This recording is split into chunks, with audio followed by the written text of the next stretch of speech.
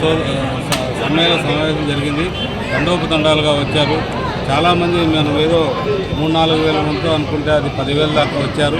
నిజంగా అది అందరూ కూడా రాబోయే సంకేతం ఏంటంటే మన చంద్రబాబు నాయుడు గారిని ముఖ్యమంత్రిగా చేయడానికి, నన్ను ఎమ్మెల్యే చేయడానికి ప్రజలందరూ కూడా సిద్ధంగా ఉన్నారని వాళ్ళు ఇది ఆ సంఘీభావంగా ఈరోజు వచ్చి సభను జయప్రదం చేయడం నిజంగా హర్షించదగ్గ విషయం.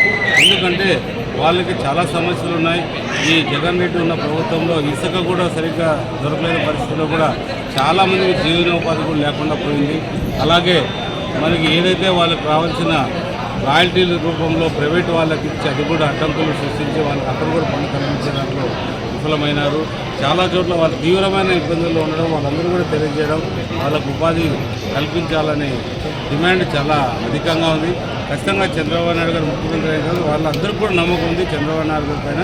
అయిన తర్వాత వాళ్ళు ఏవైతే అడిగారో అవన్నీ కూడా ఆయన దృష్టికి తీసుకెళ్ళి అన్నీ నెరవేరుస్తారని మణిపట్ల సాయంత్రం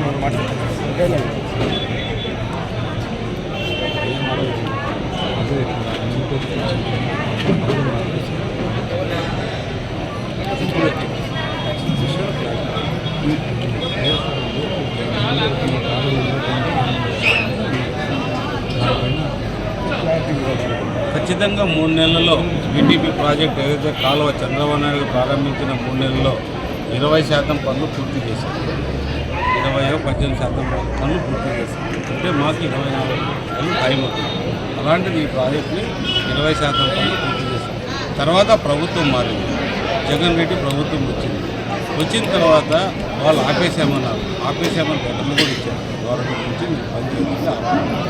చాలా రోజుల తర్వాత, చాలా ఏళ్ళ తర్వాత జగన్ రెడ్డి 6 నెలల క్రితం వచ్చి నేను ఈ ప్రాజెక్ట్ కంప్లీట్ చేస్తా, రైతులు డబ్బులు వేస్తారని గత నెల అంటే ఫిబ్రవరిలో మొదట్లో కొంతమంది రైతులకు డబ్బులు వేస్తారు, కొంతమంది రైతులకి డబ్బులు వేస్తారు.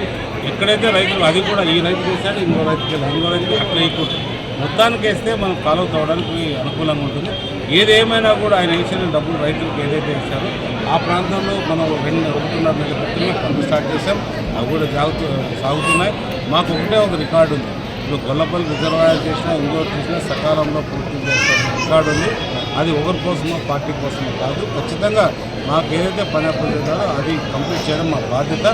ఇదే మనం ఏదైతే రోడ్ ప్రాజెక్టులు ఇక్కడే జరుగుతున్నాయి, అరకు, పాడేరు, రంపచోడు ఇలాంటి ప్రాజెక్టులు ఇలాంటి చోట్ల కూడా సకాలంలో ఎంతో స్పీడ్గా జరుగుతున్నాయి. ఎందుకంటే వాళ్ళ నిధులు కూడా కేంద్ర ప్రభుత్వం ఇచ్చే నిధులు కూడా అంతే స్పీడ్గా వస్తాయి కాబట్టి పనిచేయడానికి అనుకూలంగా ఉంటుంది.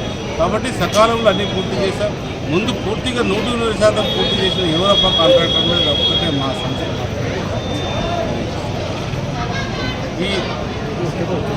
వీళ్ళ ఆరోపణలన్నీ